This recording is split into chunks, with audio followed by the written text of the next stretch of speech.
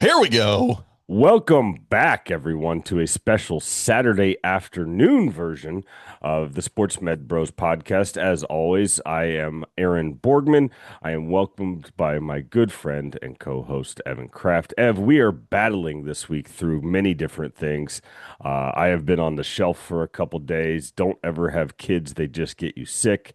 Uh, Exactly. you are battling tornadoes in Indiana in Yeah. February. We had to Yeah. cancel the other night because of a tornado watch at your place. Tornado So, warning. warning, Tornado warning. warning. Now, Yeah. Sirens going off. warnings are worse than watches, right? Yes. Yeah. Warnings Okay. mean there's probably one on the ground. Watches conditions are ideal for a tornado. That So sounds like somebody warning. who's recently researched that. No, I've known that for a long time.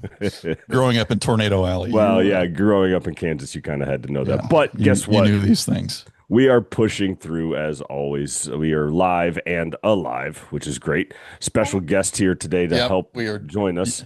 yep. Our third member here, Mr. Winston. Winston, can you say hi? Can you say hi? No, don't eat, don't eat the microphone. All right. Yeah, he's back too this We're week. back. Well, real quickly here, Ev, we're going to have a quick show today, but we're going to update. I'm sure as everybody has seen, Lindsay Vonn, we've talked about her the last couple of weeks. She was eventually transported home, which I was actually kind of surprised by. And the thing that I thought was interesting was she shared a lot of pictures, and we're going to continue. We're going to be the place that you're going to see some of those pictures, just like everywhere else. We're not going to break down the surgery too much, only to say the fact that she has a bunch of hardware in her tibia. I saw at least three plates, and I can't count the amount of screws that I saw. But the thing that I thought was interesting, Ev, was when they flew her home, they gurneyed her into this clearly private plane, and she laid flat the Yeah. whole way home. I mean, she had an IV in, she was on this gurney, which was propped up on seats. So I don't know where she flew back to, if she flew back to Colorado to the Olympic Training Center, or she flew back to her home, wherever that might be. But all that to say, that's quite a journey with a fixator, with Oh yeah. hardware, laying flat the entire time. What a just a crazy experience, right? Yeah. I mean, how do you go to the bathroom when you're in that position? Like on an I airplane, I mean, right? maybe she was catheterized, Yeah, that wouldn't surprise me, honestly. but anyway, I think it's just kind of a unique situation and setup there for sure. Yeah. Um, the other major injury that we need to talk about is your friend and mine, Tyreek Hill, whom, Cheetah. in disclosure, we have both worked with in the past, distant past for both of us, to be Yeah. honest with you. He was released this week by the Miami Dolphins. The interesting part about his condition is we talked about it when it happened. He had a dislocated knee in the last week of September, right? And he very quickly showed on Instagram that he had his ACL repaired. But come to find out this week, he announced that he still has to have his LCL repaired. And that was partially one of the reasons, amongst many probably financial reasons, that the Dolphins decided to release him. But Yeah. interestingly enough, what is your hypothesis, Ev, as to why we would be waiting this long for a staged LCL repair? We were talking about this before we came on the air, and was there a decision by the doctor to say like, hey, let's just let your LCL heal. Maybe it'll just heal on its own. You do your rehab, get through it, see what happens. And now that gosh, that happened in September, so he's 5 months, Yeah. whatever, close to 5 months. Obviously, you're getting more and more functional with some of the stuff that you do. Maybe he's running now. We don't know because we're not working with him, but maybe he's still having some issues with some type of instability, or he's not generating enough strength. And they said, okay, well, you did have the LCL, so we probably need to go back in there and fix it, which I don't understand why they wouldn't have done that in the first place, but Especially I don't because he know. was so dynamic, like you Yeah, would have think yeah, that would have just been, hey, we're gonna knock this out at the same time, or we're yeah, gonna stage it a lot quicker than this. And maybe they thought he could get by from conservative management. Maybe you're correct on that. yeah, Um, I just thought it was interesting that he announced it himself. His announcement of his release came with a lot of fanfare here locally because he Oh does yeah, still frequent Kansas City. He was yeah. seen out and about working out. He was seen at one of the local chain steakhouses. I can't remember which one it was, but I think it was Texas Roadhouse, there you actually, go. believe it or Um, not. Fine under, establishment. I mean, yeah, Texas Roadhouse, man, the Yeah. rolls. But listen, it's interesting because, that's going to just reset that timer, right? Yeah. And so, Yeah. you're now no longer talking about the timer from the end of September or the Yeah. middle of October, whenever it was he had surgery. You're talking about an additional, what would you say, 4 to 5 months guaranteed on an Yeah. LCL repair? Yeah. I mean, three, very, very minimal Yeah. chance that it's three, but Yeah. you reset it. I mean, you're back in an immobilizer. Hmm. You get your all that hypertrophy that you've tried to gain, that that's gone, So it's going to be a tough go, but I think he's such a dynamic guy, and obviously we know his work ethic. I think he'll be all right. Will we see him at the beginning of next year? Mm. I don't know the answer to that. I don't, I I'm can't not, imagine so. I'm not I'm not thinking optim. so. Yeah, I'm not The optimistic. workout videos that he posted, uh, everything he was doing was not very dynamic. It was very ground based, and that's not to Yeah, say that he's not doing those things, but at this point, you're running, you're cutting, you're sprinting almost with ACLs, at least in a controlled environment. And this, he was squatting still with a brace on. So I think yeah, that lends a lot of credence to your stability comment about the LCL. Maybe they thought it was going to do a little bit better than what it did, and it hasn't come around, kind of thing. But for whatever reason, it's something to keep a watch on anybody that signs him. Clearly, this is going to be a PUP situation where I don't believe that he's going to start the season anywhere close to on time if he plays at all this season. But given his dynamic nature, it's just one of those deals where you hope to see that he comes back to full strength. So, moving along, we're going to talk about in and out for the week. And gosh, dog it, I'm just going to keep harping on it. Maybe somebody will actually listen. The 49ers were announced that the 49ers are going to play a game in Mexico City this week, Ev. And you and I discussed that they already have excessive travel already going to Australia. This will make a third country that they are playing in this year. And listen, I understand that Mexico City is just a couple of hours on flight. I think it's probably 3 or 4, which is no different than going to the West Coast or the East Coast, excuse me. However, playing in 3 different countries, as you have done previously, not in the same season, but it has to have a certain set of circumstances that just are a little bit ridiculous, quite frankly. They're gonna easily be the team with the most travel this year, just like the Chargers were last year when they went to Brazil and then went all over the place as well. So I gotta believe, you know, listen, the 49ers have had enough injury problems as it were over the years, and that topic has been discussed. I am not getting into the subject of the substation. I don't put a ton of credence into that theory. I think it's kind of nonsensical. But what I do believe is that these players need to have the ability to recover, and excessive travel limits that. Now, I understand with the Australia trip that they are going to be given extra time off with that trip. With the Mexico City trip, it's not going to be that much different than a regular away game, especially if they would have gone to the East Coast. But 3 countries in one season, Ev, I got to believe this is a record. yeah. Definitely going to take the cake for distance traveled, especially with the Australia trip alone. I mean, that's from the West Coast. That's a 13-hour flight. I It's mean, crazy. it's like you said, it's the answer to a question nobody has been asking right now. So we'll Well, see how it goes. I'm curious to see how their injury woes shape up throughout the year. while you stepped away just there, I just pointed out that they already are not known for being the most healthy team season in and season Yeah, out. yeah. I'm not getting into the electrical substation No, we're not theories. talking about that. and that's just what they are, as theories for sure. Yeah. But interestingly enough, I just, I mean, what are we doing? Player health and safety, right? So I'm going to keep talking about it just in case somebody's actually listening.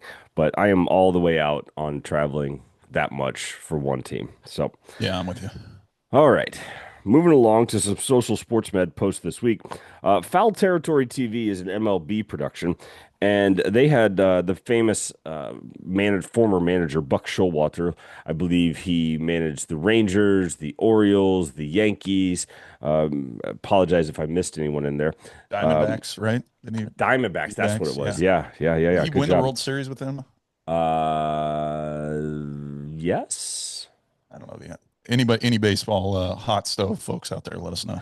I knew he won at least one World Series with the Yankees, but Hmm. anyway, they had a quote on there this week, talked about guys who played baseball only year round, and this pertains to you, Ev, since you take care of a lot of baseball players. I do. It was a big red flag because we knew they were going to have some physical issues along the line. So here you have a former manager explaining why taking time off is both necessary and a precious thing for players.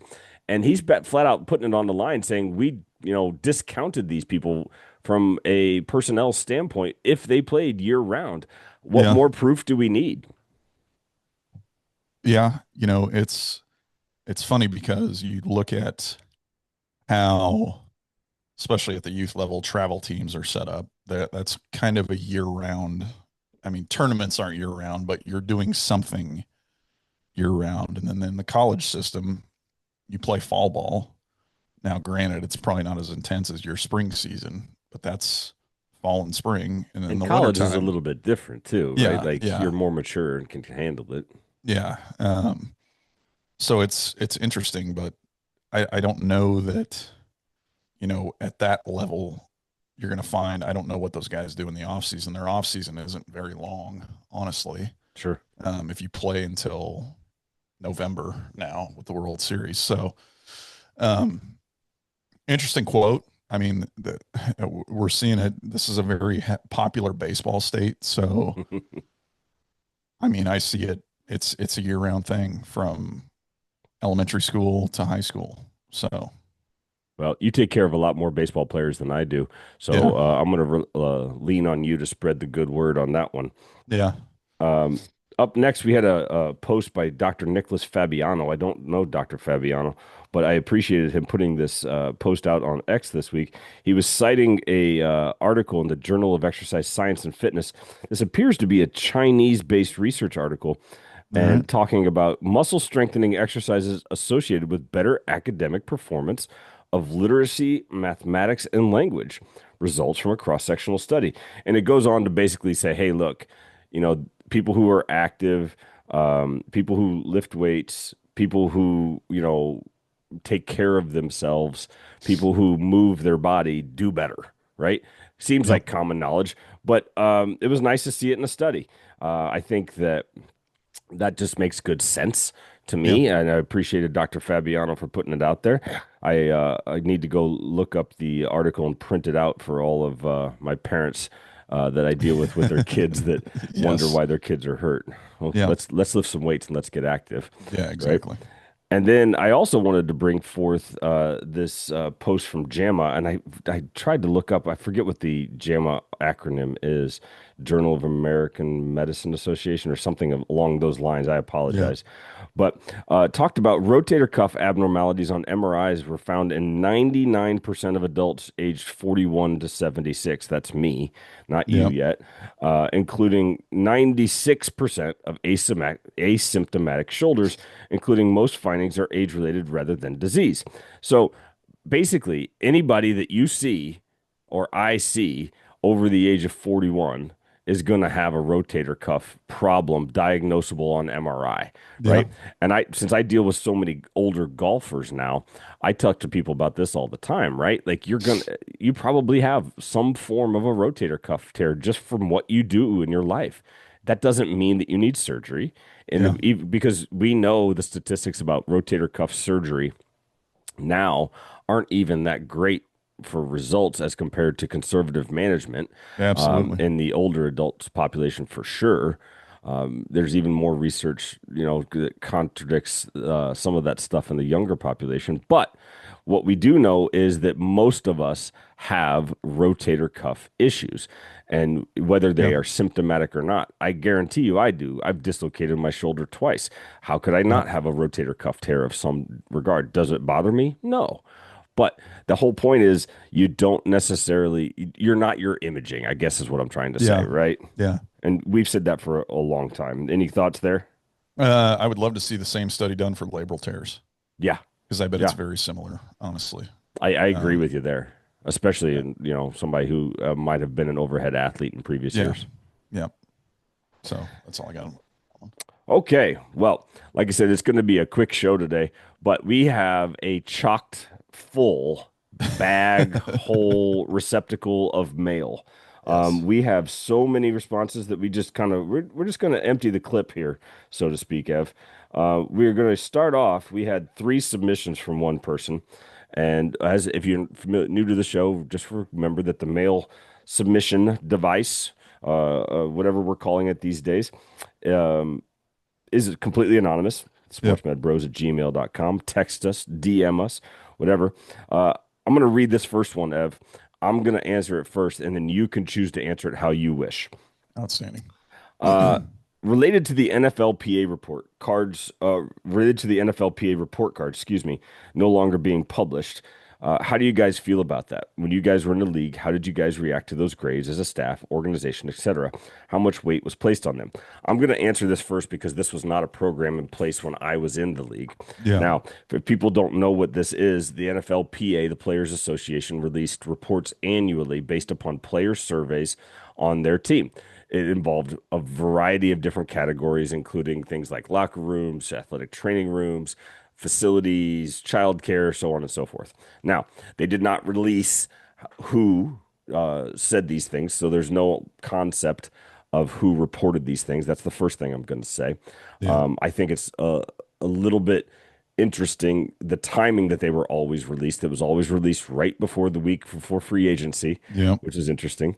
And so they were doing it as a way to kind of, get the information out to potential free agents, is my opinion of it. That being said, the league has since grieved the PA Yeah. and said that they can't stop them from doing this practice. They just can't stop them from releasing it, Yeah. right? They can stop them from releasing it to the public. Now, you and I both know that these things are going to get leaked somehow, no matter Oh yeah. what. Some Yeah. player will release them on Instagram or something like that. And fine, whatever. My opinion of the reports are I think that it's an interesting glimpse, and I'm going to use that word very judiciously because I think it is truly a glimpse. And you know as well as I do that satisfied players are going to be less likely to fill these things out as Yeah. opposed to disgruntled players. Yeah. Now, that's just the way these types of things go. And I think it's interesting. I never personally put a big weight on them. I thought that it was literally just something that was out there used for informational purposes. I know personally here in town that I didn't agree with them, quite frankly, Yeah. and I'll let you speak on that here in a second. But I do believe that in the right context, if you were using them as a player to make a decision, they could potentially break some ties. I don't Yeah. think that you should be deciding on a team because of them. Now, I'm going to let you speak as much as you want. And if you don't want to talk at all on it, that's fine too. Go. No, I'm okay talking about it. I think honestly, I agree with you on that. And can you hear me? Yeah. Okay. I'm going to agree with you on that. And Winston obviously does not agree. Um, but Winston, no. Hey, come here. Sorry, guys. little interruption there. I'm going to agree with you on that. I think it's just I honestly think it's a public suggestion box, Yeah. you know. Um, And I think that if there's definitely a better way to go about it than publishing it to the public. It If almost seems like players, shame.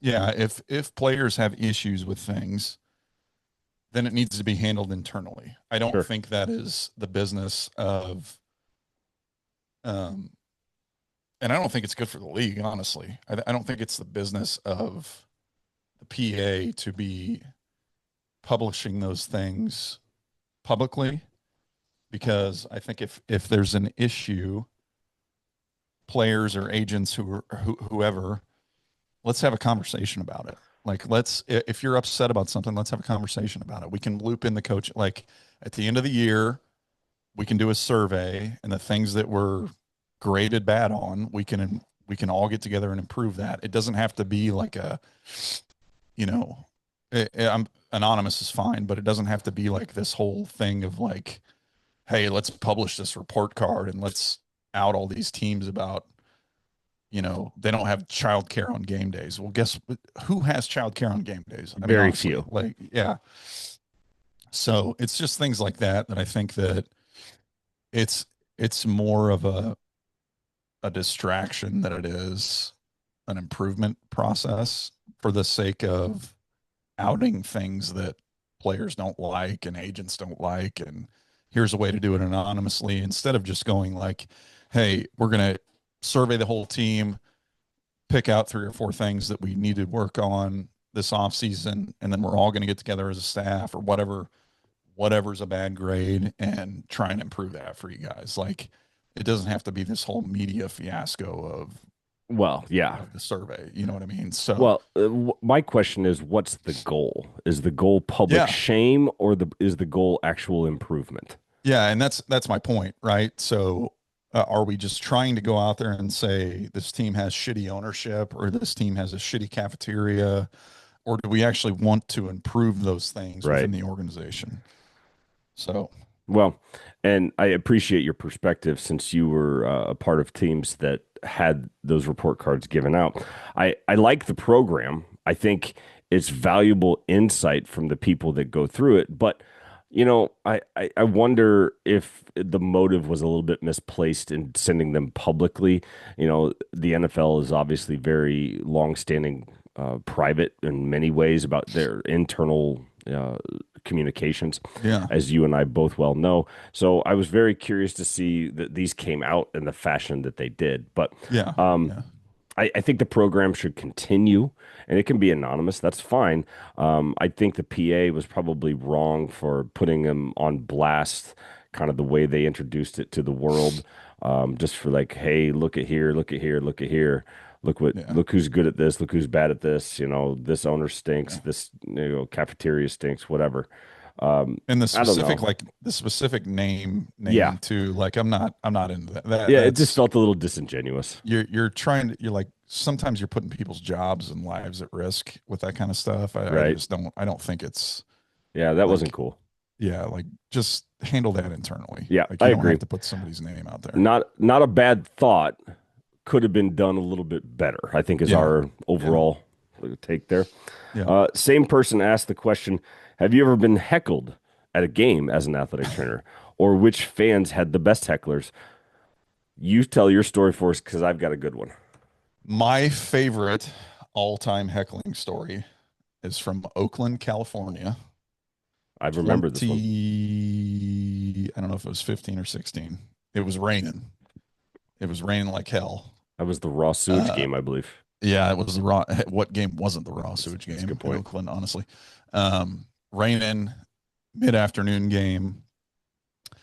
The fans in Oakland are notorious for smoking things, illegal substances behind the visiting team's bench. No longer So illegal, but at that time. yeah, no longer illegal. It might have been legal in California at that time. So smoking substances. So obviously the scent in the air is very strong, very late in the game.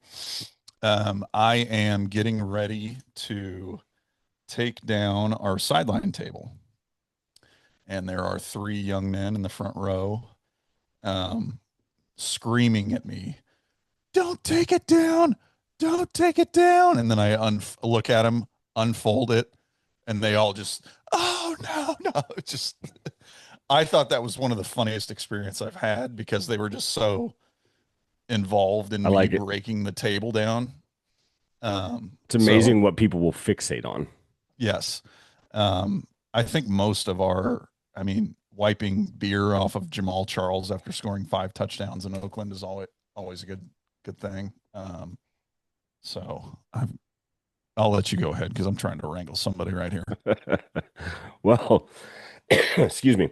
One of my favorites was when I was a member of the Philadelphia Eagles. We would go to Washington every year, and the fans in DC, man, they're passionate. They were not very good teams during that time, but they were passionate, and there was always two guys, two bigger, older gentlemen behind what would have been the left bench, the defensive bench for our teams, right? That would just rag everybody. They'd start with players, they'd go to coaches, they'd go to staff, just all day long, just something, something, something, something, something.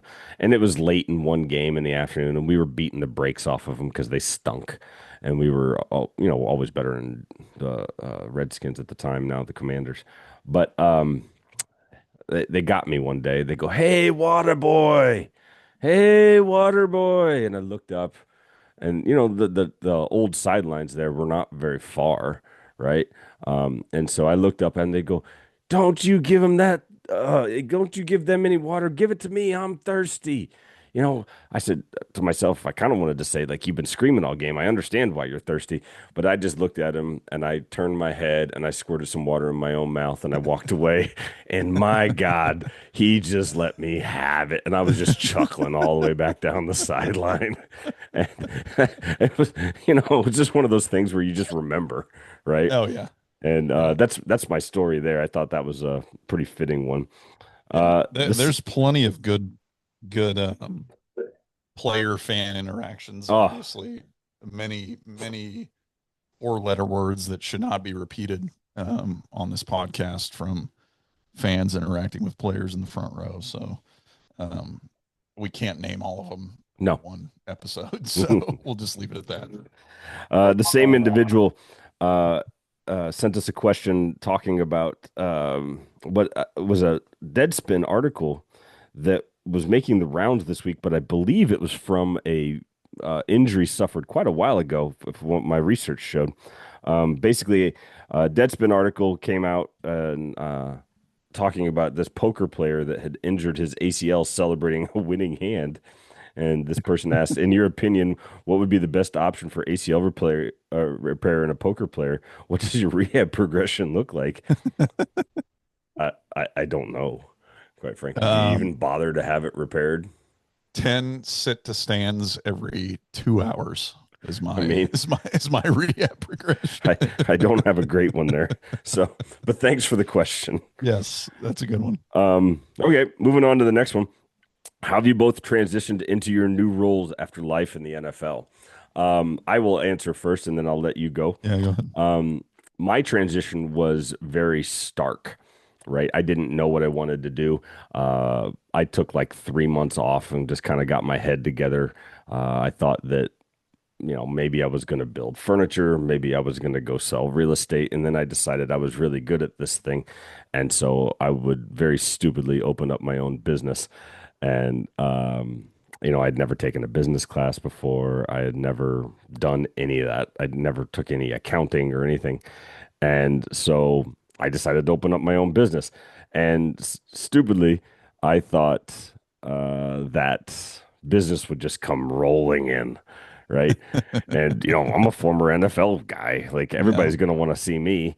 yeah. And, because I come to them, my practice is 100% mobile. Like, how awesome is this? You can just call me up. No, it wasn't like that.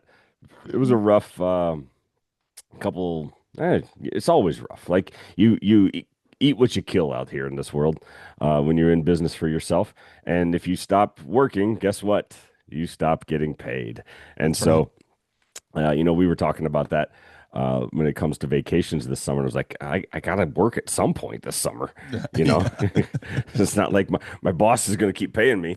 But Yeah. the transition period had its ups and downs, but there's a lot of highs in that. Obviously, you get to create your own schedule. You get to be there for your family more so than you ever have before. You get to be doing things that you can't.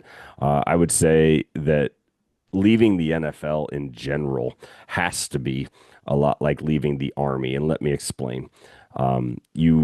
I don't want to say institutionalized, but for however long that you've been in, you've been told when to go to breakfast. You've been told when to go to Yeah. treatment. You've been told when to get on the plane. You've been told when to go to practice. You've been told this, this, this, this, this. Everything's very regimented. It's very scheduled. And because of that, you get used to that life. You get used to that kind of hard core organization. And Yeah. without that, things just seem very nebulous. They seem very arbitrary. And it took me a while to get out of that because I'm kind of anal retentive about time anyway. Oh, yeah. And so, the NFL just heightened that for me. I think the transition away from like just being super ultra punctual for everything was one of those things that I had to like be okay with and be like, no, we have to be early to everything. Yeah. But it's been fun. It's been challenging. It's always something that I'm looking to improve and take advice from other people. So please give us your experience. No, it's been great, and obviously I leaned on you a lot before I left the NFL for advice and what I should do, and I was planning on doing the same thing as you here. The problem is I have no connections in Indianapolis. I don't have player connections. I don't have position connections. I knew nobody coming here, so that's why I um, went into this with a friend of my wife's who was our owner, Brad. Um, and that really helped me kind of develop my like an entrepreneurship type Hmm. thing. Like, hey, we've got this arm. Let's have you run it. And it's, thank God it's exploded. And I was the same as you. I'm like, yeah, I just got to put my name out there and then people will come. Well, no, it's not that freaking easy, man. This market is so saturated with people who are doing the same thing or what they claim to be the same thing as you. Ah, yeah, And you have to prove to people that you're not doing the same thing as them, which is, in my opinion, is very challenging I agree. because if they don't see how you're solving problems, then it's of no value to them. So, um, it was hard at first, man. It was really hard. Yeah, Um, and I was like you, like I, I I see all these folks on Instagram, and I see like, oh, she's got 40,000 followers, or he's got 32,000 followers. Like, how can I not get that? Well, you have to have a marketing budget, you have to have a social media spend, you have to have XYZ, and I don't have that. So it's on me to go create that. And I'm like, I don't have time to do that. So can I just tell you for a real quick second? I spent 2 hours the other day creating and editing an Instagram reel, and I think it got like 16 likes. So, yeah, yeah. I mean, that's what it is, yeah, So, but I have learned a ton in the last year, and I am so happy with where I'm at, sure. given the fact I'm very grateful for my experience, but I'm super happy and I'm super content with where I'm at and where I'm going. Um, and the fact that I'm sitting, we're both sitting right here doing this right now on a Mhm. Saturday. Like, Not getting ready to go to I the know it's, combine, yeah, not getting ready to or go to, are we? To be or are we? Wait a minute, or are we? Um, but yeah, we're not worrying about that stuff. right. So it's pretty special. It's a whole different world now, but I'm like you, and I think my wife gets pissed at me about that because I'm like, hey, we got to get the kids to school by this time because I got to be at work at this time, or and she's like, why don't you relax? I'm like, no, because trying to schedule things. Like I'm trying to, it's got to happen in this way. So I don't know. I'm very punctual. I'm very time oriented like you are. And that's because of the years of the same shit and repetition in the NFL, right? So, I mean, I you have and I worked the same schedule for it literally never changed, oh right? no, And even after you left, it literally never still changed. hasn't. So, yeah. So, I could tell you what I um, was doing on Tuesday, November the 12th, at 3:45 p.m. yeah, yeah, yeah, Um, to your point about the scheduling and stuff, I have declared myself the chief operating officer of our household. That yeah, I handle all the schedules and the drop yeah, offs and the pickups and who's yeah, doing what, when, and where, because the logistics guy over here has to yeah, do it. yeah, exactly. So, um, okay, another response from another individual. Objective testing for return to play from ACL or throwing progressions for a post-op baseball football. That seems like a lot for the person who suggested that one. But um, Let's uh, pick one. yeah, we'll pick objective testing from a throwing progression for post-op baseball and football. So since you and I both deal with that population, so go ahead. What would be what you're looking for in a throwing progression as return to play for baseball or football? I mean, obviously, you've got to start small and you've got to start pain free, right? So, whatever implement you want, I like having baseball guys or football guys throw, like, if he's a football player, have him throw a baseball. If he's a baseball player, have him throw a football. But very short distance, like it's got to be it's got to be super conservative. Um, at the get go, you can't let it rip, and it's got to be kneeling position, standing position, mound work, whatever you want to do. Football, same thing, kind of kneeling position, standing position. Figure out you want to go in one direction, maybe flip their hips. I don't know if you're different from me in this, but I haven't done a ton of post stop shoulders for quarterbacks or baseball players. I've done a lot of injury stuff that's non-op for It's them, still return to play.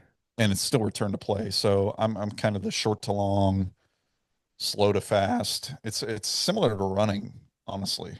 It's Yeah. similar to running progressions. So short to long, slow to fast.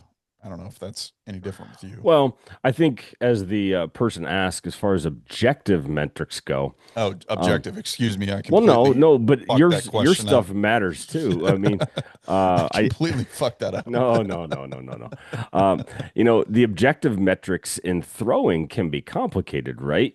Because especially in football, where you throw from so many different angles, you're throwing on the run, you're Yeah. throwing, sidearm half the time. Now, I mean, there used to be one way to throw a football, right?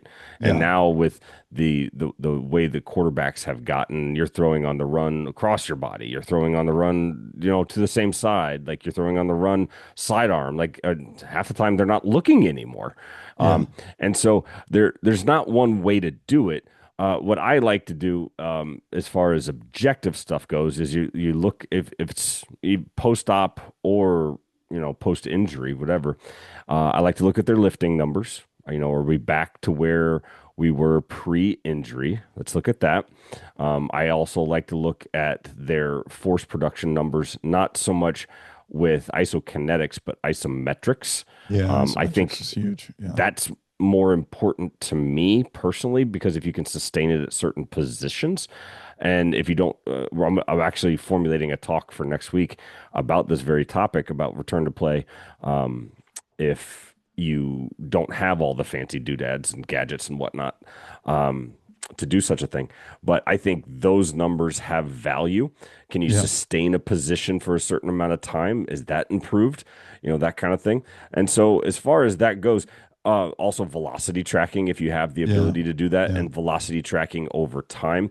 In football, we don't see a ton of increase or decrease in velocity as compared to baseball, Yeah. obviously. And so you can kind of track that, you're maintaining your velocity throughout, 60 throws, 80 throws, whatever. whatever your metric is. And so those are the big things in the throwing progression.